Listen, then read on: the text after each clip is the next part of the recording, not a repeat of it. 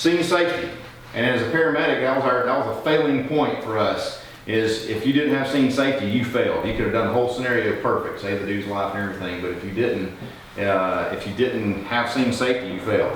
So scene safety, for us, what's our failure? How about we die? If the scene's not safe, can I do anybody else any good? Nope. That's the reason people, I'm not gonna run out into hell with bullets. They ain't no respawn, brother. This ain't Call of Duty. Yeah, that's kind of one thing. My way that I like to look at it is like this. I would rather leave the house with an armed mind and an empty holster every single day than the other way around. And the reason being is because it's the gray matter between your ears that's going to keep you out of trouble far and away and long before anything in your holster ever will. Because regardless of what your occupational capacity is, whether you're military or you're law enforcement or whatever it is, if every single time you had a problem you went to your blaster, how long do you think you'd have a job? Not very long. Not very long at all, because you probably had to fill out use of force reports just every time you stuck it in somebody's face, didn't you? They so much as said ouch when you put handcuffs on them because of that MOA they did with the Department of Justice. We had to do a use of force report. So there we go. So that's the thing. It comes down to this, guys. Not every problem is a shooting problem. Okay? I want to go ahead and get this straight. Not every problem is a shooting problem. To the man with only a hammer, everything looks like a nail.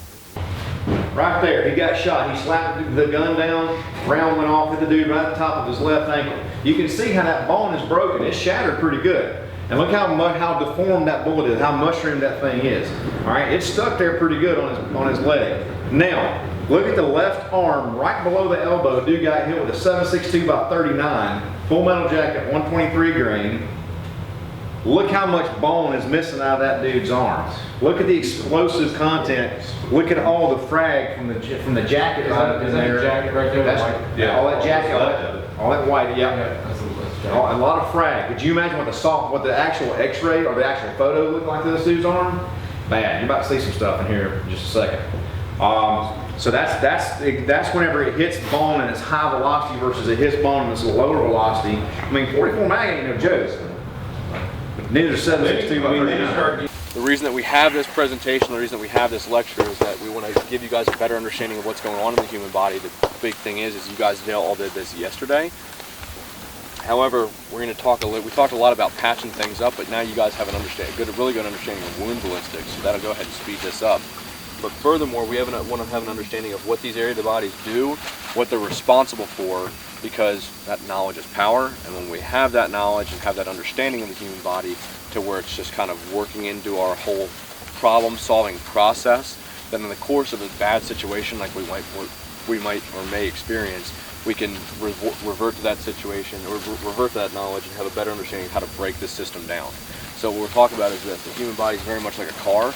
You're going to hear us kind of use the analogy of the human body being like a car, and we'll talk a little bit about the concept of timers and switches. Hey, that's good. Good to go. So I'm looking here. I got one made for children if you want. I've got the bevel. You see how the bevel's rounded? They do that for a reason so it doesn't damage the septum. I look in here, I pig nose him, check it out. Right side is what I'm going to try to go in on, because if I go on the right side I go straight back down. If I have to go on the left side and put that bevel on against the septum, I'm going to have to go in and then rotate it around, then go down to keep that bevel against the septum. But the main thing is you just want to make sure you're watching them for any kind of aspiration. Oh, we're going to find out. Here we go. Ready? Yep. Tap your nose with the rubber hose.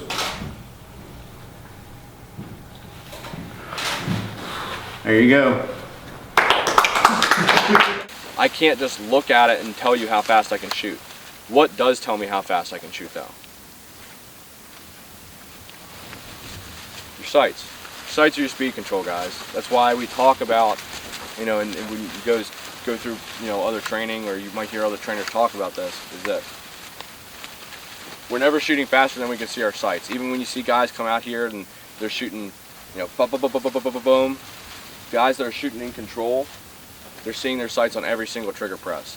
When our sights are out of view, we are out of control. Basically, you get the cap when you get it unwrapped, take it out of the plastic, make sure it goes through that first buckle right there, that first loop in that buckle. Get you a tail, make this thing into a tail, and you bring that tip, the tip of the tail right past that second buckle to where that hook is touching on that loop. See how that is? And then you just make your little tail, fold it in like so. And then what I've done now is I've made a nice little loop in there so I can loop it over my arm or my leg if my legs are small enough actually. On the windlass retention clip, this is called your windlass. This is your windlass retention clip. This is your windlass retention strap.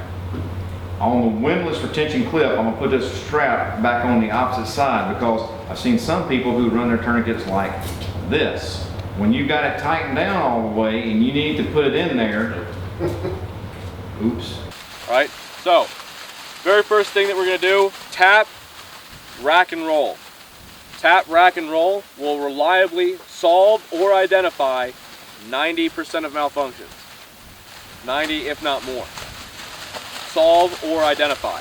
So, firing the gun, bang, bang, bang, bang, bang, the gun goes click, I just know that it's not working right now. Very first thing I do, tap it, rack it, and roll it. I roll it how? To the right, to grab it and do Out. that for you. It doesn't matter if it's to the right or left. Like the thing is that what's dictating the way that I roll the gun? The ejection port on the gun. So for me, for a right-handed shooter, you guys want to go ahead and look at me like this. Okay, for a right-handed shooter, when I tap and rack and roll, that round goes where? Right? Okay. How about for a left-handed shooter? Do I tap, rack, and roll? I do? Or should I? Oh. How many people are like, don't ever slingshot a freaking handgun?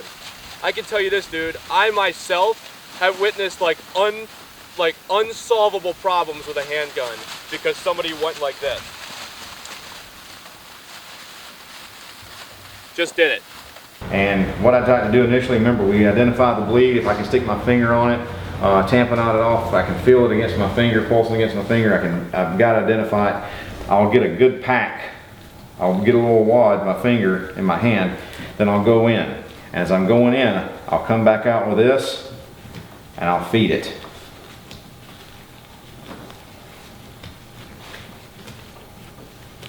You see what I'm doing? I'm kind of maintaining that pressure as I feed it, going 3, 6, 9, and 12. You're fighting all this shit. Right. You're fighting old shit. It's old shit, man. How many people fought old shit that time in their head? And they just were like, I know what I'm gonna do, and your brain's like, fuck you, no you don't. If I have to, why? Why am I not? Who's seen this? Seen plenty of it. Okay? Who's seen this? Who's seen this? Right? Go ahead and hold it like the old way. Okay? What can I do to him right here? Yep. Yeah. Right into the chin. Yeah. Nothing. Easy day, right? Yeah. Hold it right there again. Right?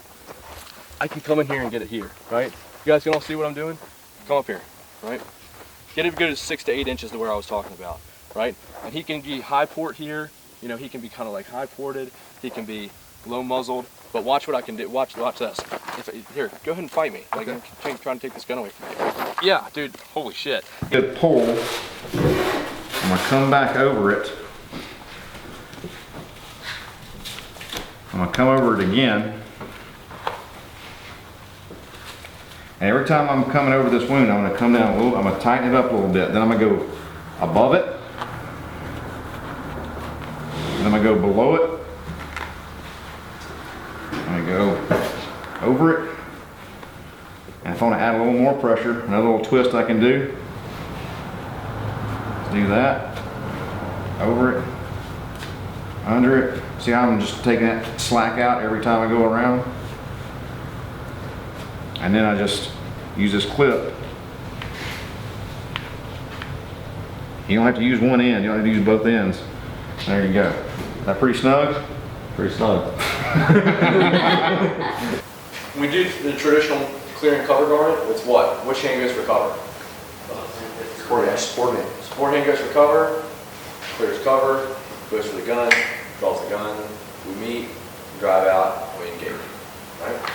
Well, it's going to be a little bit different, and the reason why is because it's more secure, there's a better, higher chance of working, especially under duress, and it also is more consistent when we start talking about drawing with just a single hand. So when I draw, the way I'm going to start is this. This hand goes for cover. This hand goes for cover. Reaches cover here in front of the gun. I draw and I use like a C-sweeps like a C type sweep. So I basically come up, grab it, and come around. This hand goes to support and aid it. Okay, so that's a support hand. When the hands start, when the draw starts, the hands move together. So it doesn't matter whether they're here, or here, or here, or here, or here. You're doing the one.